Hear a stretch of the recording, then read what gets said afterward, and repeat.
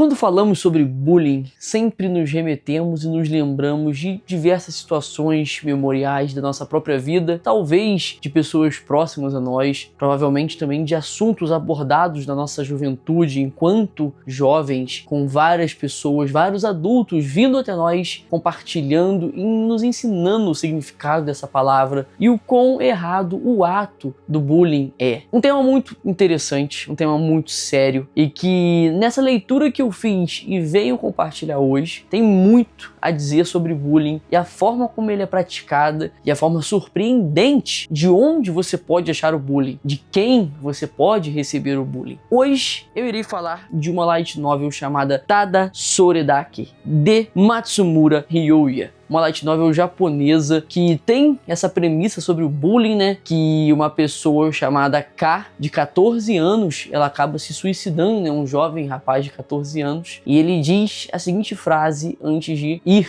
embora: Taku Sugawara é um monstro. Ninguém deve acreditar nele. E simplesmente essa pessoa, o protagonista, Taku Sugawara, é acusado, é monstrificado, caso essa palavra tenha existência ou não, mas criam um monstro dentro dele. Como que as pessoas vão reagir sabendo que outro adolescente causou a morte de outro? O capítulo 1, ele já começa nos introduzindo toda essa situação que eu premeditei nessa introdução, já explicando, né, que teve esse suicídio por meio de bullying de um jovem rapaz de 14 anos e que ele disse tais palavras acusadoras, né, pro Taku Sugawara. A irmã mais velha desse rapaz, que não se encontra mais entre os vivos, ela decide então procurar ter o aprofundamento necessário para tentar entender o porquê disso aconteceu. Por que que o irmão dela disse essas palavras? Por que que esse outro aluno foi dessa forma acusado? Será que realmente foi culpa dele? Ela entra nesse mundo, nessa introdução, né, desse mistério meio psicológico que a gente vai ver durante toda a narrativa. E com isso, a história ela vai nos contextualizando sobre o maior aprofundamento nesse caso tão polêmico que teve nessa escola, nesse lugar onde eles convivem. É interessante explicar também que nesse universo e nessa escola específica existe um sistema chamado Human Power Test, né? Um sistema de teste de poderio humano, né? De capacidades humanas. Então, dependendo de como você se saísse em cada área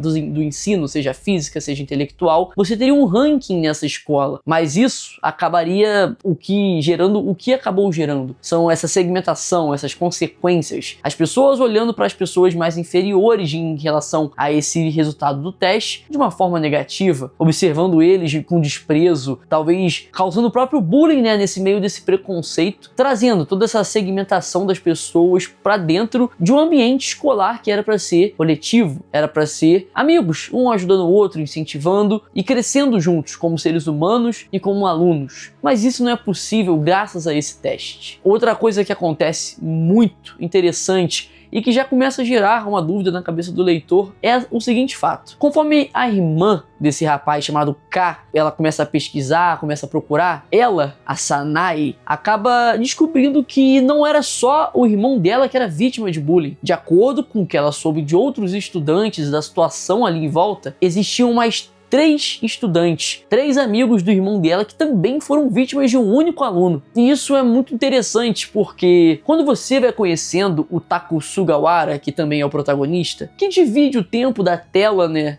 durante os capítulos com a Sanae, em termos investigativos, no outro já é a visão dele. A gente consegue perceber que ele é um garoto quieto, um garoto tímido, um garoto que é muito educado, muito tranquilo, assim, sensível, um garoto que talvez não faria mal a ninguém. Aí, como que é possível que o Taku Sugawara tenha conseguido fazer bullying, cometer bullying com 4 adolescentes diferentes e ainda ter levado um à perdição? As perguntas começam a aparecer e cada vez mais dúvidas vão sendo implantadas na cabeça do leitor. E conforme os capítulos vão se passando, nós temos mais compreensão de outros personagens. Um exemplo disso é a Ishikawa, que é a namorada desse rapaz que não se encontra mais entre os vivos. Ela é uma garota muito tímida, muito melancólica, e ela começa a ver o Sugawara de uma forma que as pessoas não conseguem ver. Ele é muito inteligente, ele é muito observador, ele sempre tá observando as pessoas, o comportamento delas, e ela mesma diz que talvez esse tipo de comportamento dele tenha criado nas pessoas esse conceito, esse preconceito, né, antes de conhecê-lo de verdade. E as pessoas provavelmente devem pensar que ele é um grande manipulador, que ele é um grande sociopata, porque ele vive falando de uma tal revolução,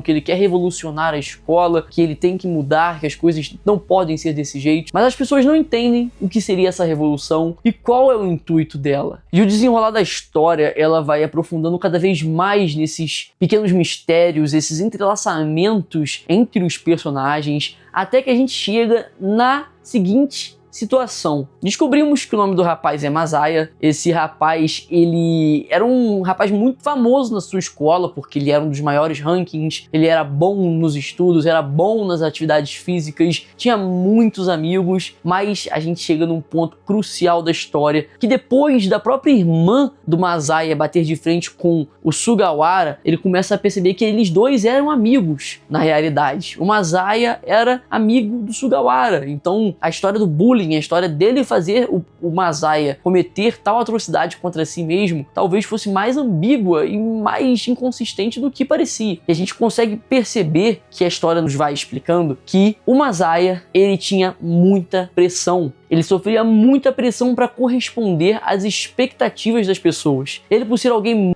muito bom no que ele fazia, muito importante no seu ambiente escolar, ele tinha uma pressão interna e externa, tanto dele mesmo, por ser o melhor, para ser o melhor, quanto em sua casa. A própria mãe dele pressiona ele de diversas formas indiretas, com palavras mais ríspidas, mais agressivas, alguns tipos de ameaças, um pouco de brincadeira, sobre ele ser melhor. Então, imagine a pressão que estava na cabeça dele. E quão surpreendente não é quando descobrimos que, na verdade, é ele que comete o bullying. É ele que comete o bullying com o Sugawara, porque o Sugawara é um cara tão tranquilo que ele precisou arrumar o Sugawara como um bode expiatório. Alguém para ele tirar todas as suas frustrações e tentar se sentir melhor, porque ele se sentia tão pressionado de não conseguir ser uma pessoa normal, de não conseguir ter um dia a dia normal, que ele, junto com os amigos dele, que eram cúmplices, que jamais falaram isso a público, foram lá, fizeram bullying com o Sugawara. O Sugawara teve que andar ajoelhado na escola dele toda, pedindo perdão pra todo mundo. Ele apanhou, ele foi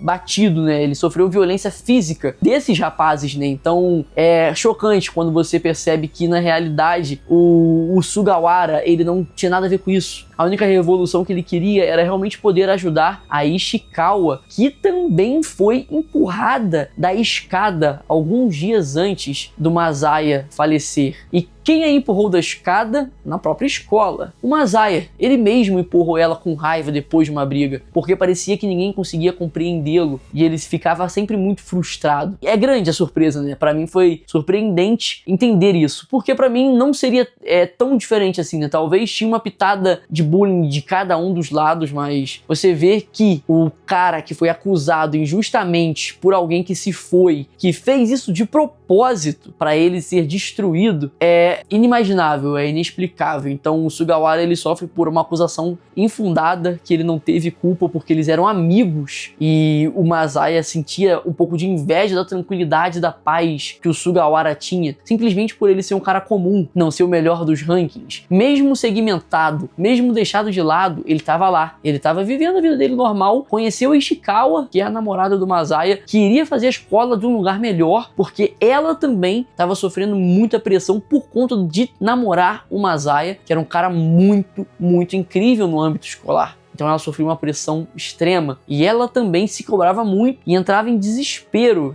a ponto de rasgar tudo, querer se ferir. Então o Sugawara queria realmente fazer uma revolução, mas uma revolução do bem, destruiu esse sistema de poderio humano. Ele queria só que os alunos fossem alunos, se ajudassem, cuidassem um do outro. E é aí que o título da história traduzido entra em questão. Só isso teria sido suficiente. Talvez se o Masaya tivesse mais paciência, tivesse tido a maior paciência possível, se ele tivesse conseguido compreender o lado do Sugawara, se eles talvez conseguissem lutar contra o sistema e não um contra o outro, mais da parte do Masaya, que era o verdadeiro bullying com seus amigos, que mentiram, foram cúmplices, tentaram se esconder covardemente, não pagaram pelos seus preços, porque o Sugawara, afinal, depois de tudo isso, ainda assim quis só ficar em paz e tentar entender que ainda existe felicidade para ele. Mas é muito frustrante, porque a história acaba de um jeito cinza, um jeito nem bom nem ruim, uma história indefinida, uma história onde simplesmente termina. Sugawara entende que pode ser melhor, pode ser feliz, mas ele ainda tem que alcançar isso dentro de um sistema muito cruel, opressor. Isso dizendo por cima, né? Porque ele teve algumas atitudes com o próprio diretor da escola que implantou esse sistema, ele queria cometer absurdas ações para tentar mudar isso. A história também tem a Sayu, que é amiga da Sanai, que é a irmã do Masaya. Ela é uma garota que tenta ajudar essa irmã do Masaya, que está tentando descobrir sobre o mistério, e ela tenta ajudar, mas ela também entende o lado do Sugawara, né? Ela que já é uma mulher adulta, eles já conseguem ter essa correlação de conseguir entender o quão frustrante é o sistema, quão injusto e quantas pessoas sofrem por ele, quantas pessoas são segmentadas, são descartadas, deixadas de lado, não porque elas não são boas, não porque elas não são capazes, mas porque números num quadro, numa sessão de testes, disse isso. Então, light novels são livros leves, livros para você ler tranquilamente sem precisar pensar muito, mas algumas delas, como essa, já teria sido suficiente, né? É engraçado como tudo se conecta. Então, o bullying é algo sério,